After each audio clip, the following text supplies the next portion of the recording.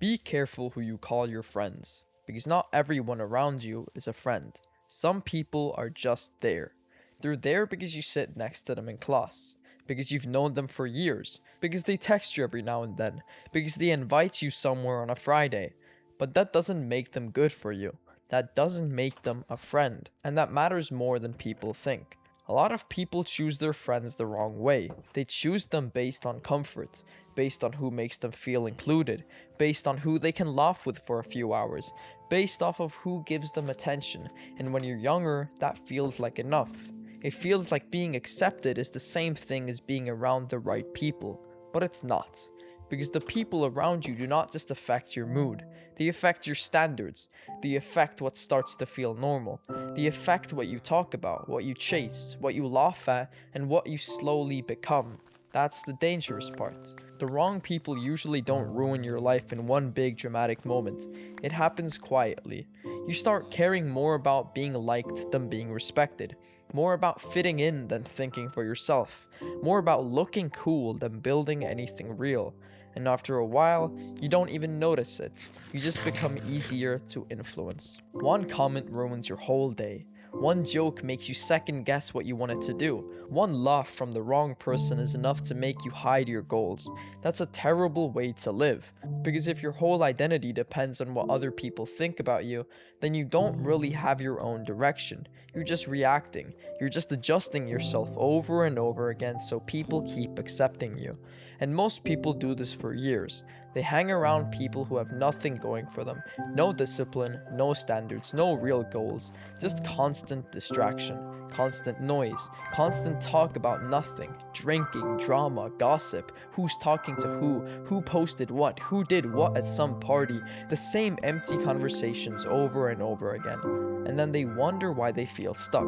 Well, of course you feel stuck. If every person around you treats life like a joke, eventually you will too. And this is where people get offended, because they hear this and think it sounds cold. They think, so what, are you only supposed to talk with rich people? Only people with status? Only people who can give you something? No, that's not the point. The point is, the people closest to you should make your life better, not weaker. A real friend does not have to be perfect. They don't need to be successful already. They don't need to be making a ton of money, but there should be something solid in them. Some kind of direction, some kind of discipline, some kind of honesty, some kind of standard. Something that makes being around them good for your life. Because if being around someone makes you think smaller, act worse, waste more time, doubt your goals, or lower your standards, then what exactly is the value of that friendship? And be honest about that.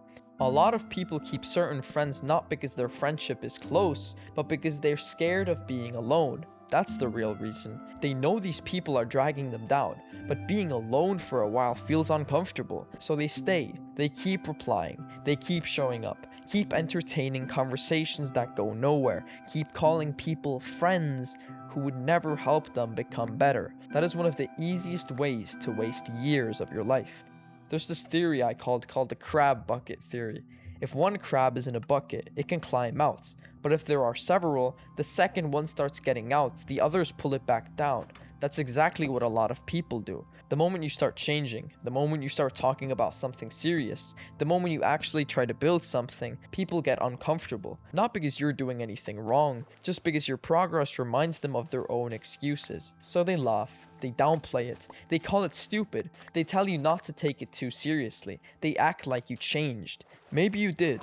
Maybe that's the point. Not everyone is meant to come with you. But I'll also say this, because this matters too. The answer is not to be weird and shut yourself off from everyone. Some people hear this message and go too far. They cut off everyone, stop speaking to anyone, and then start losing one of the most valuable skills in their life, which is being able to connect with people. That matters. Being social matters. Being able to speak clearly matters. Reading people matters. Building the right relationships matter. This is not a video telling you to become isolated. It's a video telling you to become selective. There's a difference. You do not need a huge circle. You do not need to know everyone. You do not need to be invited everywhere. You do not need people around you just so you can say you have friends. You need people who are actually good for your life.